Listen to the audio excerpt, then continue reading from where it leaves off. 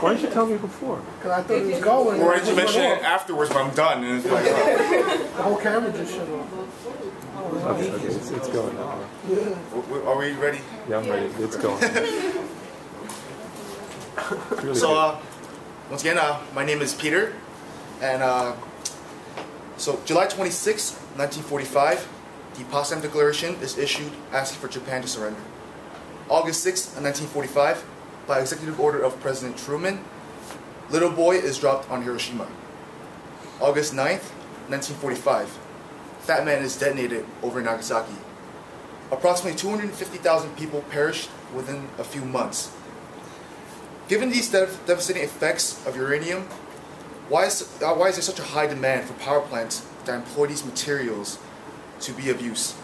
And what ultimately was the future outlook on such devastating potential towards its application on energy? Today I would like to share with you what I've learned about how nuclear power plants work, their advantages, and other applications. Let's begin with how nuclear power plants work.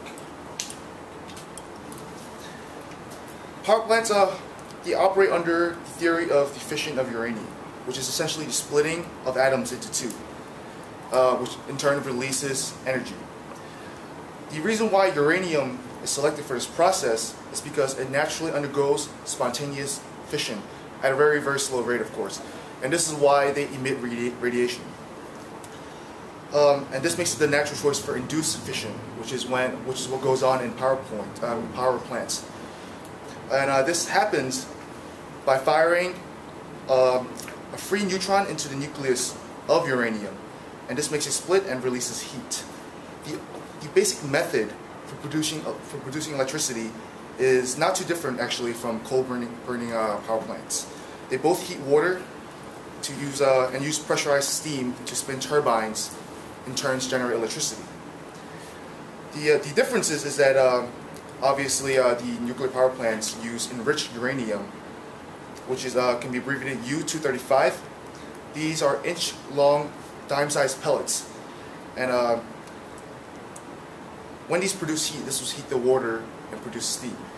The method of cooling involves control rods, which actually absorb neutrons. So when you want to increase the heat, you pull these cooling rods out of the water, and when you want to increase heat, when you want to reduce heat, you put these cooling rods in, so more neutrons get absorbed, less fission is occurring.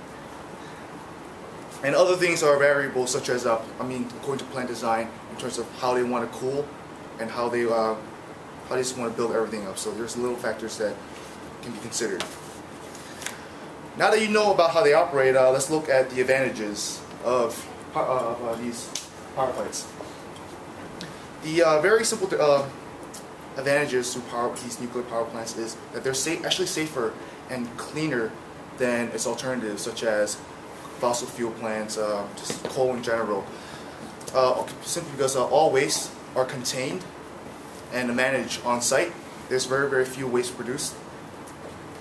And these are actually relatively cheap to operate. About a third cost of production is devoted to safety. So despite what you hear about what's been going on in the past, it's a relatively safe procedure to be employing. And actually, according to the Nuclear Regulatory Commission, about 14% of the world's electricity is generated by nuclear power. In the United States, approximately 20%. We're actually looking to increase this, maybe about I think it was up to 5% over up to the year 2020. And the fuel for power, so uranium, is virtually unlimited because there's just huge abundance of it in the Earth's crust. Also, just simply compared to coal, for example, I don't know if you guys ever heard about the Hubbard curve, but it's everything is going to end. We're using these resources that are not being replenished. So, coal is set to expire within approximately 500 years. And if you compare uranium to gas in powering a submarine, 1 pound of uranium can be compared to 1 million gallons of gasoline. Other uses of of our uranium can be applied to smoke detectors actually. So the byproducts can actually be used to detect smoke, which is what the smoke detectors are doing. And this is actually created using one of the byproducts called americium-241. Another use would be the desalination of water.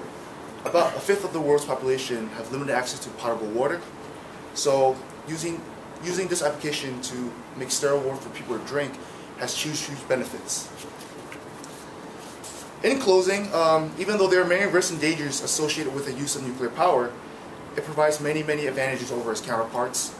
As long as safety concerns are addressed, we shouldn't see any problems such as Fukushima, I believe is, and the Nuclear Regulatory Commission continues to regulate everything that's going on, so it's a relatively safe operation, and the uses in real life applications ensures its importance. It's ultimately up to us to make sure that this important application to energy is not lost. Thank you. Make me nervous by telling me to wrap up.